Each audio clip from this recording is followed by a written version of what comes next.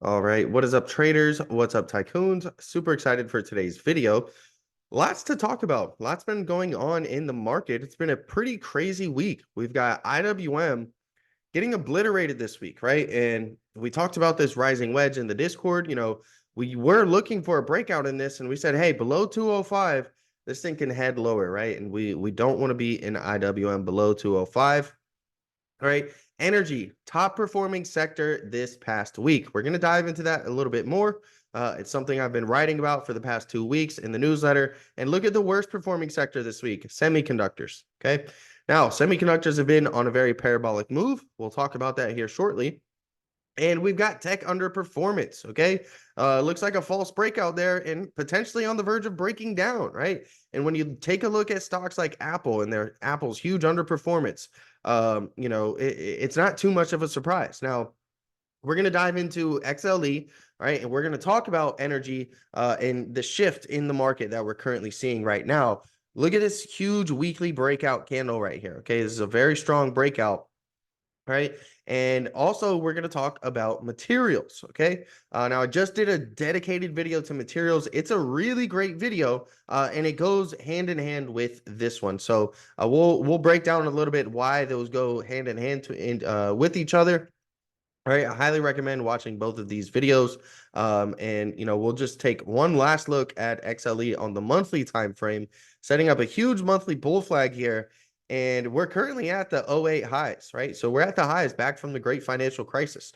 When you zoom out, okay, almost 2 decades, and you take a back look, we're coming back and we're retesting some levels we have not tested in about 20 years almost. Okay, so really, really important. Not only that, we've got a bullish setup.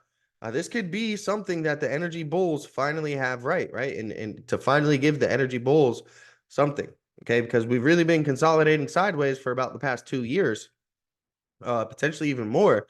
And could that be leading to, a massive move potentially in the energy sector? So we'll break that down in today's video. All right. We're going to take a look at some individual energy names that we've been going over in the Discord, all right, such as crack.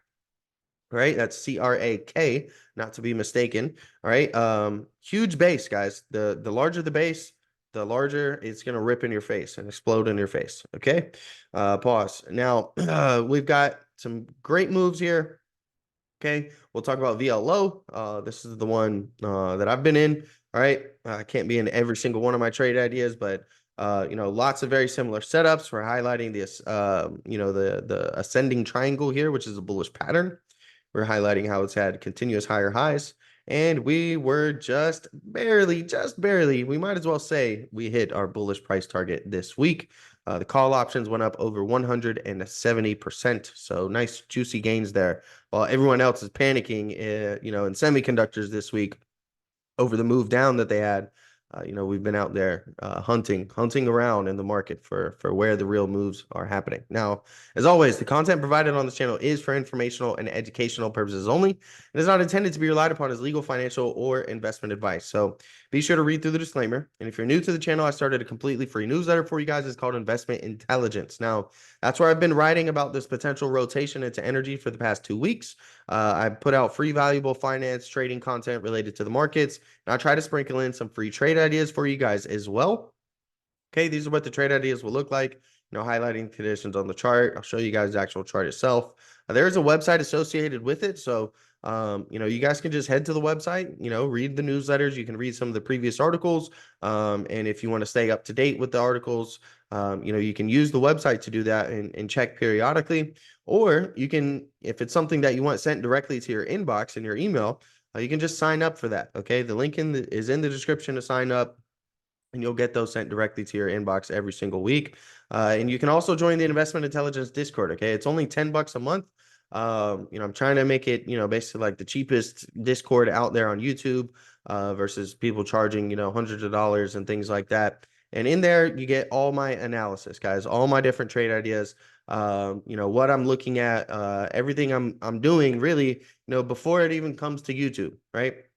And you can see these are some of the past plays over the month, just some different screenshots of profits.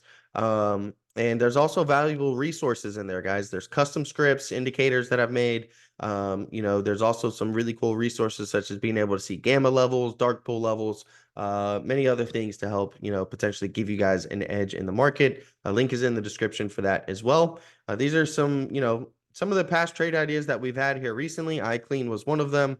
A very large falling wedge here, but we noticed inside of that there was a cup and handle. That was a nice little play there. INTC also had some really good, moves here, over the past couple weeks.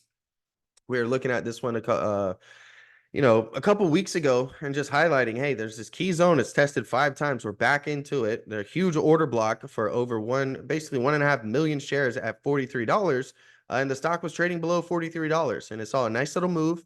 We were able to capitalize off of that very nicely via options. Now, we're getting into the video now. This is IWM. All right. Now, IWM is something that a lot of people are very bullish on. Okay. You've got people like Tom Lee saying that small cap stocks are going to go up 50%. I know a lot of my viewers, even members in the Discord, they're very bullish on IWM as well. But that doesn't mean that you just have to buy and hold something blindly, right? You can have some levels. And we are really looking at this 205 level. We really wanted it to stay above 205. And above 205, we're at least targeting the 212, 213 area. And, I was very clear with people, hey, below 205, you just want to cut this, right? You can always get back in above, in strength when it's holding support, but you're not really looking to hold something as it's breaking support. And there was a rising wedge. Okay. So there's a few ways to spot, signals is what I'll call them. Okay. And so, one way can be chart patterns, right? And obviously we've got a chart pattern here, a rising wedge. This is typically a bearish chart pattern. Number 2 is you can use different indicators. Okay. And so we talked about the MACD. It was on the verge of a bearish crossover here, right? Now that bearish crossover was completed this week, and IWM has dropped a lot. But we also had bearish divergence, right? Where we're making these highs, higher highs, but the RSI has been making lower highs throughout all of this. Okay, if the RSI loses 50 here, then I think that's going to coincide with more downside in the IWM. Now, this can be something known as a leading diagonal, all right, or this can be a false move, a false breakdown here. Those often lead to very quick and fast rallies. So you don't have to count IWM out, but for me, below 205, I'm not really interested in touching it, okay? Maybe if this turns into a false move and we're able to reclaim 205, then I can come back in here, manage risk accordingly, using that 205 level kind of as a stop loss, right? But if these bearish signals are going to play out and the MACD is going to continue heading bearish and the RSI is going to lose 50 and head lower and get into weakness, then I think realistically IWM is going to be heading back down towards the 193 to 194 area. But energy has really stolen the show. Okay. And that's something that, I've really been talking to Discord members about for, 3-4 weeks now. And is something that's really, I've been looking for these other areas of the market. Okay. I'll be honest, right? Tech. I played a lot of tech. Okay. I played some tech earnings. This was like one of my most fun and favorite earning seasons this past earning season. You have so many stocks just going up 10, 20% off earnings. It was really great.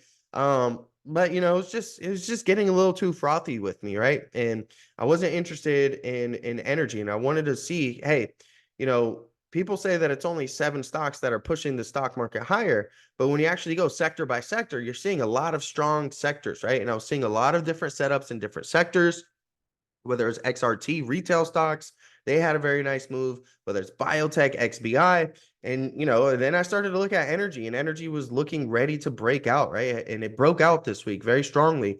And it's the top performer. Okay. Now, what I really want to highlight to you is number 2 on that list. Okay. Number 2 on the top performers, XLB. This is materials. Okay. So we're going to talk slightly about materials in this video. But as I mentioned, I do have a dedicated video I just dropped on that. Okay. That's really, really good. But the worst performing sector was the SMH, okay, was semiconductors.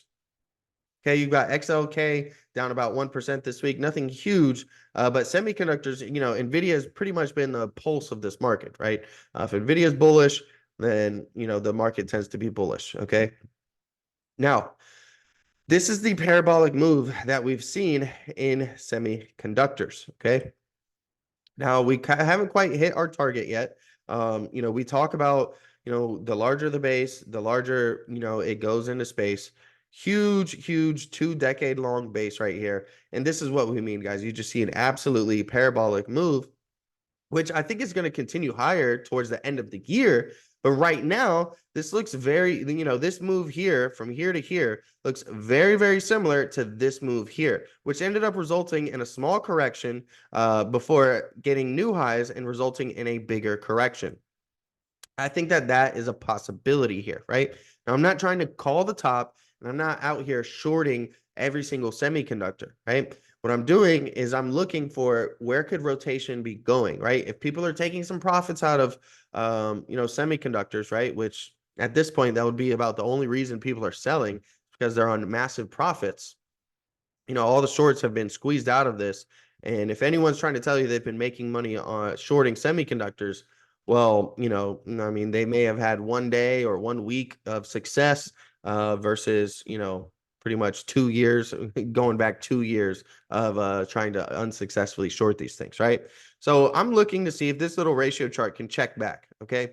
If this check backs, now being that this is a ratio chart, it's percentage basis. So if this can check back to, let's just call it 40% right here, okay, 0.4, then I'm going to be looking and saying, hey, well, we've gotten a correction, okay, and maybe now I can start looking at some semiconductor names again, okay? But the way that this parabolic move is shaped, I mean, each time we get these parabolic rallies, we end up getting some type of small correction and then a large and then a recovery and then a larger correction, right? Same thing over here, right? We have the move up, small correction, a recovery and then a larger correction.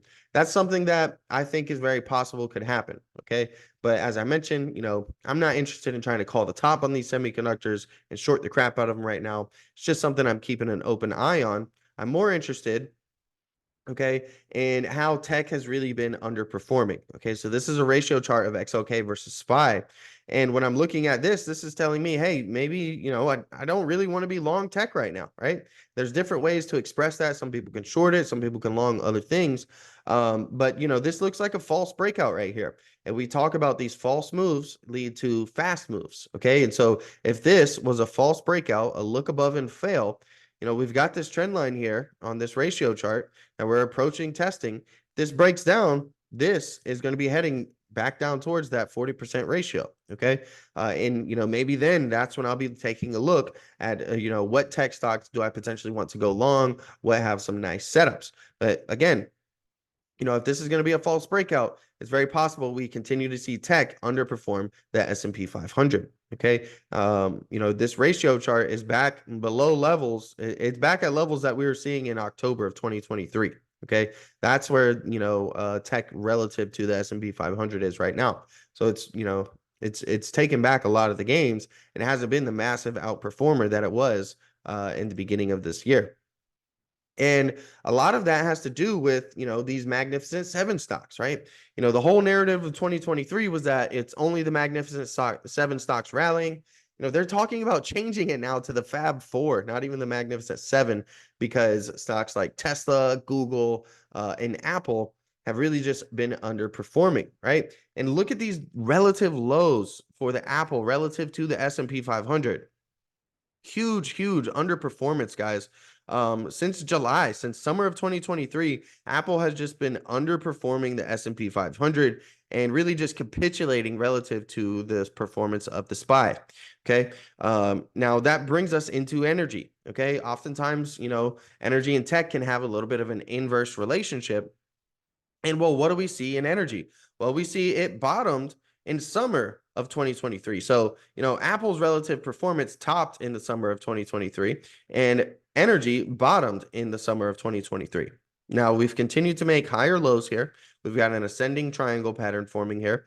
Okay, this is a bullish chart pattern, right? Where you would be essentially looking to take out the resistance, and then you've got some bullish price targets to the upside.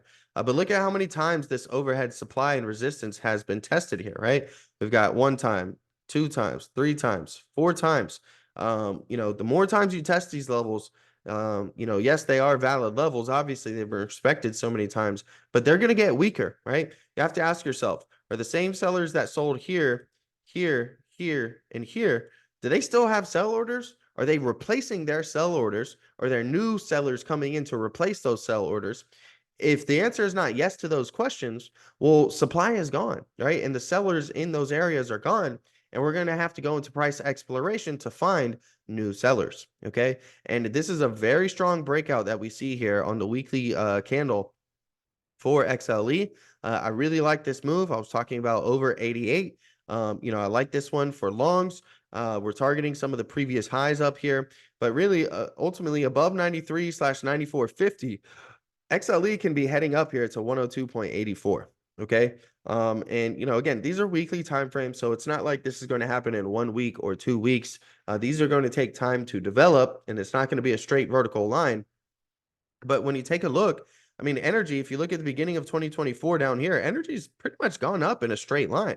Now, has the movement as parabolic as some of these tech stocks? No. But when you take a look at just raw price action, it's very clean. And we're seeing strength. And we're going to see if we continue to see some of that strength, and if it's going to be an indicator that of one of the things the market is telling us is like, hey, when you take a look at the relative performance of tech and some of these big tech names like Apple, right, you're seeing weakness there. And what we're seeing is breakouts in energy. Maybe this is, just the rotation being more clear, making it clearer to ourselves, right? Now, sometimes you can spot these things a little bit earlier. And I've dropped some videos and I explain how to spot those things using relative charts, relative ratio charts, right? Like this one for Apple, like this one for tech here. We used a lot of ratio charts to dive into energy and different subsectors of energy, as well as oil. And it looked like they were bottoming, right, in relative performance on those ratio charts.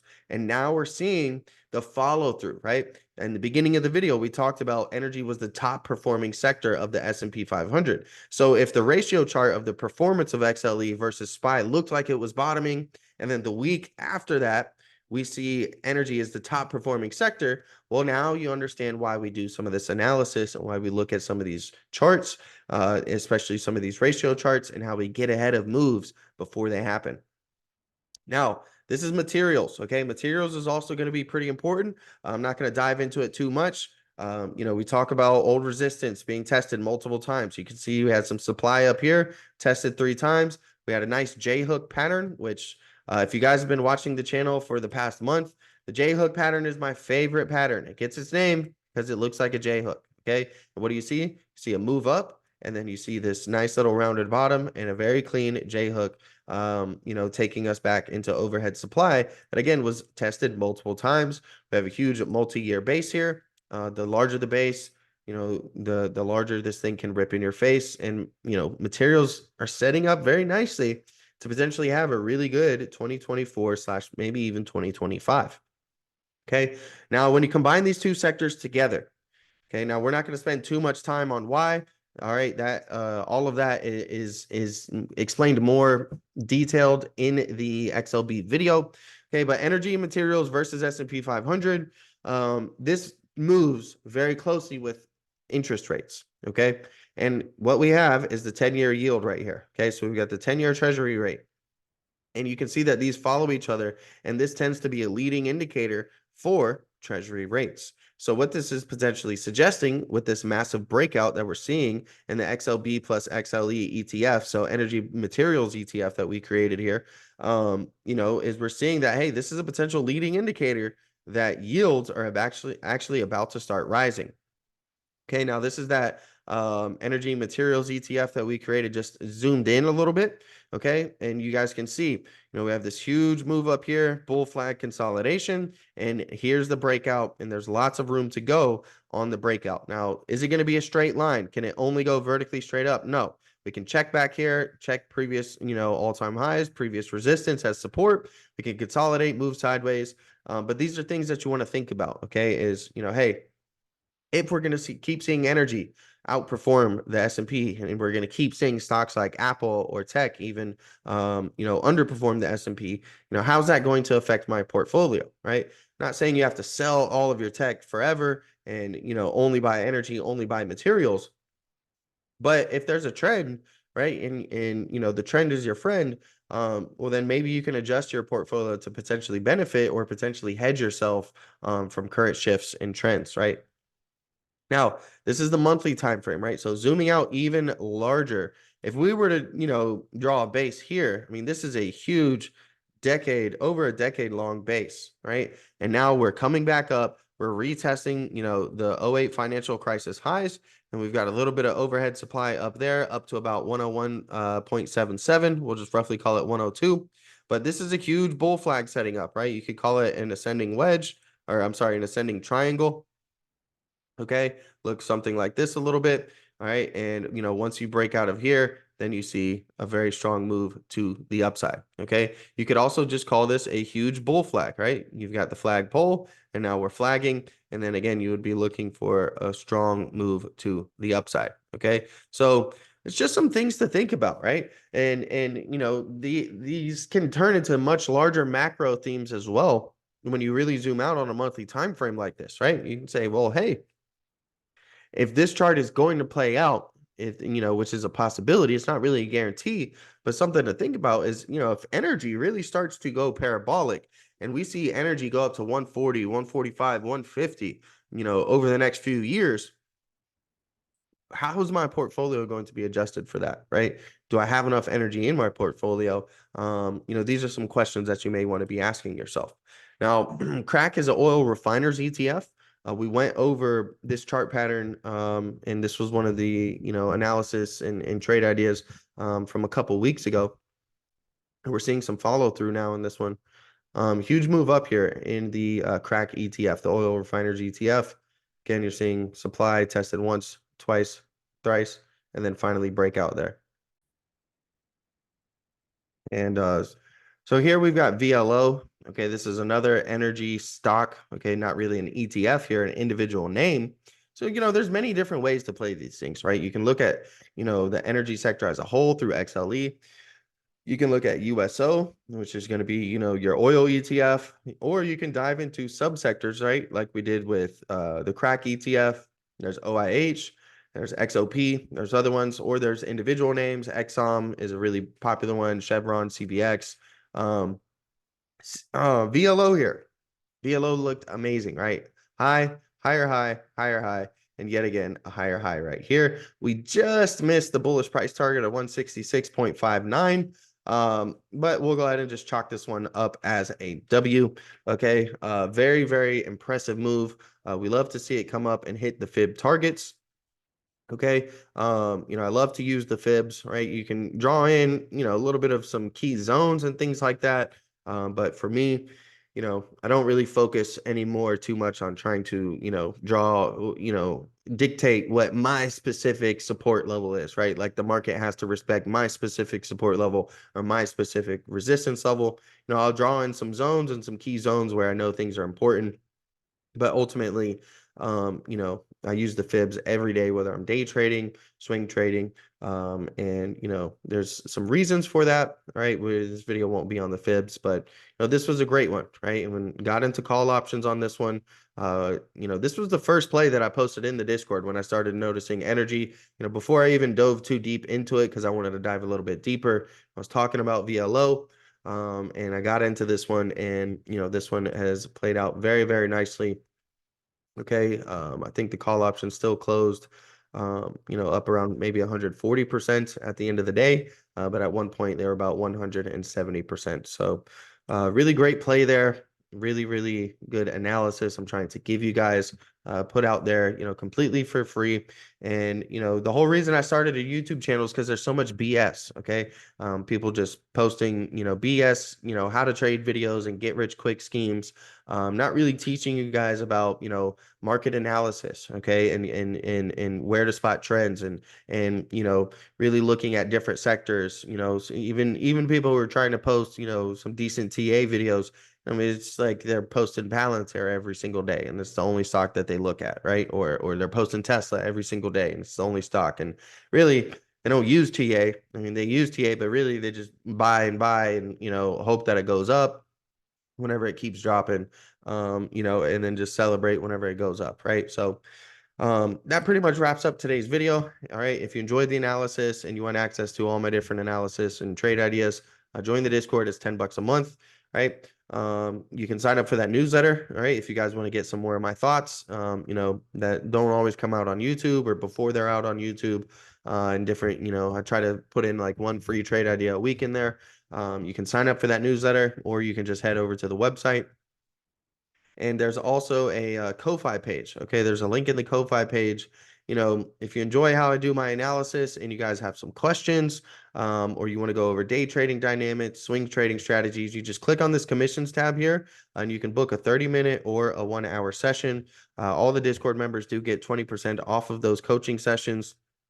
That's one of the things that I know, the members like, right? You can also click on this buy a coffee button, basically the way to leave a tip or donation for the free valuable content I do put out there for you guys. And if you ever want to request a specific YouTube video, you can do that again by clicking on the commissions tab. And in there, you can, leave a request and highlight, what it is you want me to cover. Whether it's a specific stock, maybe it's a swing trading strategy, day trading strategy, or you just have some questions, and you guys want my opinion and thoughts on it, that's where you can come in and leave a nice detailed message that doesn't get lost, all within the YouTube comment section. Now, I appreciate you guys watching. I appreciate your time. And if you made it this far, be sure to smash the like button, subscribe to the channel so I can see you in the next one.